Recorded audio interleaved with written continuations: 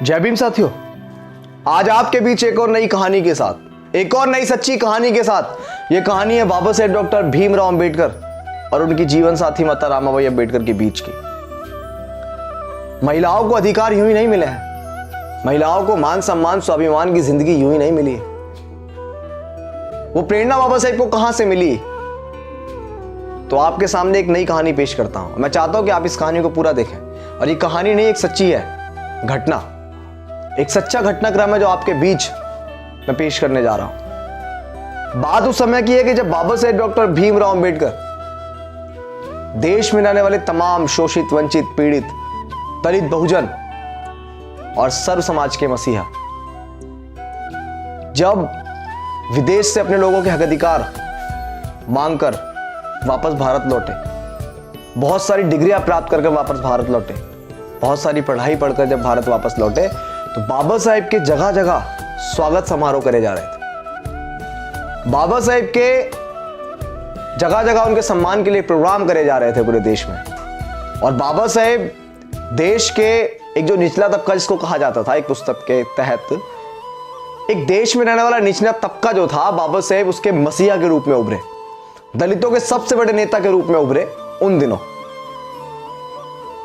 और जब बाबा साहेब के जगह जगह सम्मान हो रहे थे, जगह जगह स्वागत किए जा रहे थे, तो माता रामाबाई अंबेडकर के दिल में भी एक जिज्ञासा पैदा हुई कि साहब का जो सम्मान समारोह है, जो उनका स्वागत समारोह है, मैं भी उनका सम्मान देखने जाऊं। और एक दिन बाबा साहेब से उन्होंने बोल दिया कि साहब मैं भी आपके साथ आपके उन स्वागत प्रोग्राम्स में जाना चाहती हूं, आपके उन सारे समारोह में जाना चाहती हूं जहां आपको सम्मानित किया जाता है। तो बाबा साहेब ने उनको मना कर दिया कि नहीं रमा, तुम मेरे साथ नहीं चल सकती हो। और ये बड़े दुख की कहानी है जिसको मैं आप बता रहा हूं। आगे आपको पता लगेगा कि क्यों बाबा साहेब ने उनको जाने से मना कर दिया। बाबा साहेब चाहते थे कि मेरी रमा भी मेरा स्वागत समारोह देखे, मेरी रमा भी मुझे सम्मानित होते हुए देखे, लेकिन बाबा साहेब ने क्यों मना कर दिया? वो वजह थी, वो वजह आपको आगे पता लगेगी। तो जब बाबा साहेब सम्मान समारोह के लिए चले गए, निकल गए, फिर बाबा साहेब आए वापस, तो बाबा साहेब को एक सम्मान में एक पगड़ी बांधी गई थी।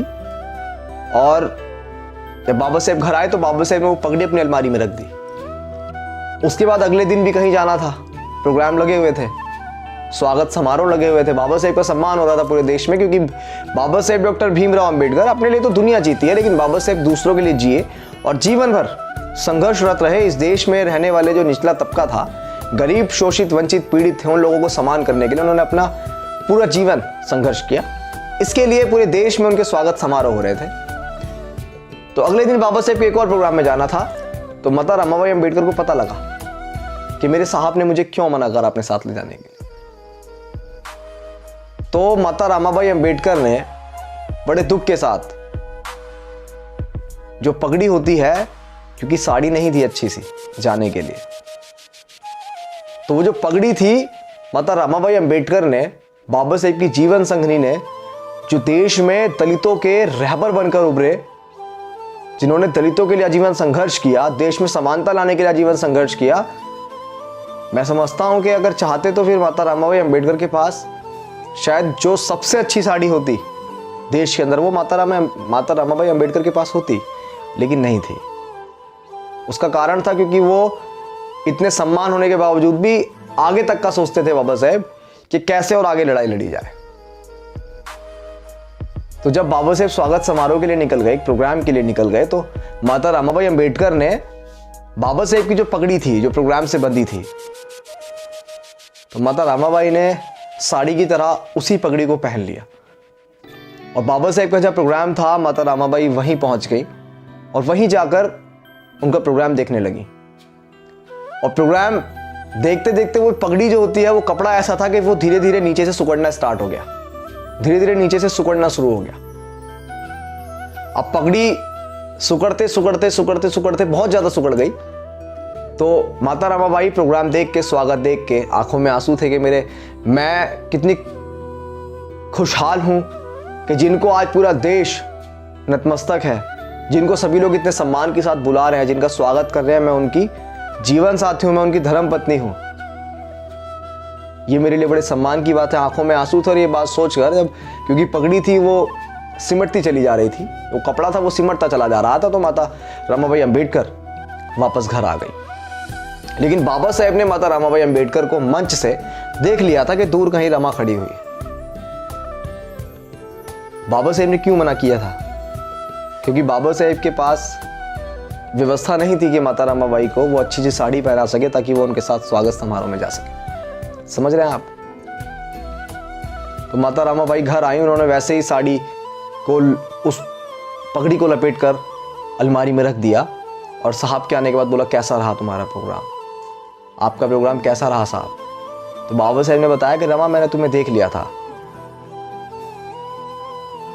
लेकिन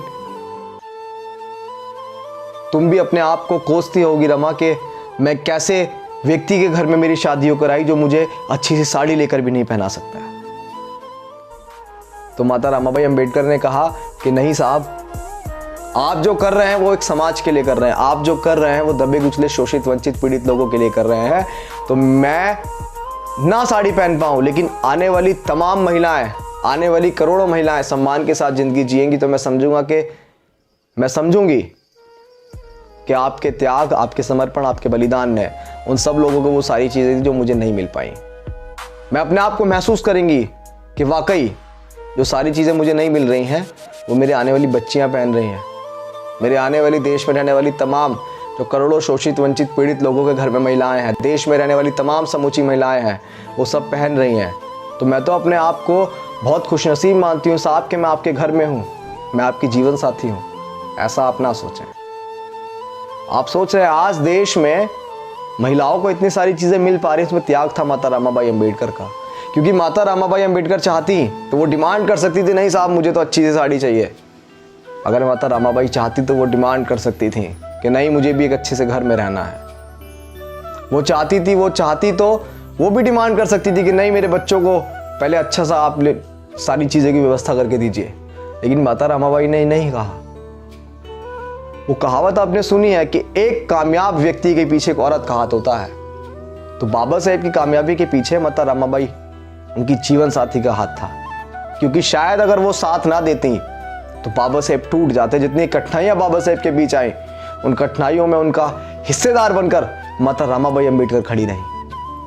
ये बातें सुनने में बहुत छोटी लगती हैं, लेकिन जिसके साथ बीती होंगी, क्योंकि हमें जो ज्ञान मिलता है वो सारी चीज़ें हमने देखी नहीं, हम तो कहीं से पढ़ते हैं, आप तक पहुंचाते हैं। लेकिन जो चीज़ें वाकई हुई होंगी, आप सोचिए कितना पीड़ादायक होगा वो लम्हा जब बाबा साहेब एक साड़ी की व्यवस्था नहीं कर पाए अपनी धर्मपत्नी के लिए भाई।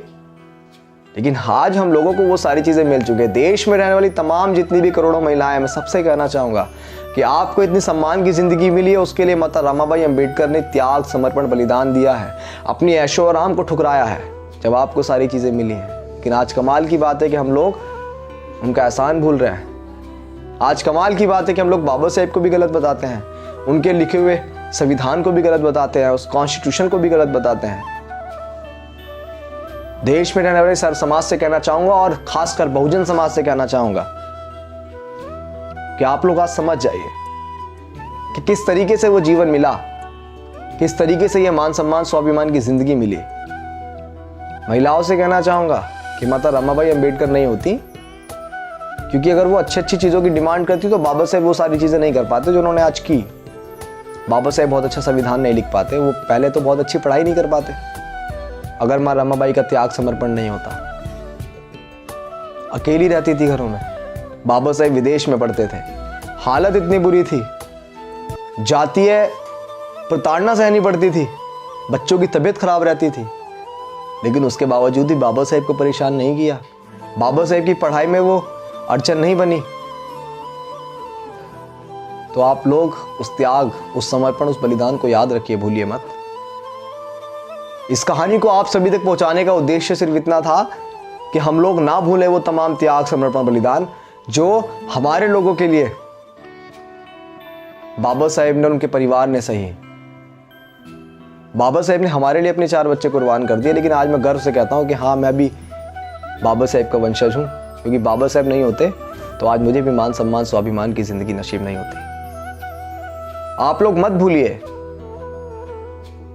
जो एहसान बाबा साहेब का है, माता रमाबाई का महिलाओं के ऊपर जो एहसान है, समूचे भारत के ऊपर जो एहसान है, हम उसको नहीं भूल सकते हैं, हम उसको नहीं चुका सकते हैं। अपने खाल की जूती बनाकर भी अगर बाबा साहेब के चरणों में हम लोग रख देते तब भी उनका किया हुआ नहीं उतार सकते थे। तो इस चीज को आप समझिए। लेकिन अगर किसी से हमने कर्ज लिया है जिसको हम चुका नहीं सकते कभी भी, याद रखिए कभी नहीं चुका सकते हैं, लेकिन थोड़ा सा ब्याज तो चुका सकते हैं ना, हल्का फुल्का काम करके उनके सपनों का हिस्सेदार तो बन सकते हैं। जो उन्होंने सपना देखा, उन्होंने सपना देखा इस देश की सत्ता को हासिल करने का। उन्होंने सपना देखा कि मेरा समाज भी बहुत अच्छी व्यवस्था में रहे, मेरा समाज भी बहुत अच्छी तरीके से अपने जीवन को व्यतीत करे, बहुत अच्छे से स्कूलों में उनके बच्चे पढ़ें, बहुत अच्छा खाएं पहने ओढ़े।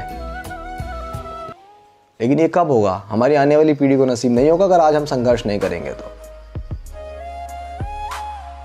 मैं आशा करता हूं, मैं उम्मीद करता हूं कि आप मेरी बातों को समझकर इसको और आगे तक पहुंचाएंगे और समझेंगे कि मैंने क्या कहा, और समझेंगे कि वो त्याग, समर्पण, बलिदान क्या था जिसकी वजह से हमें ये जिंदगी नसीब हो पाई। जय भीम, जय भारत।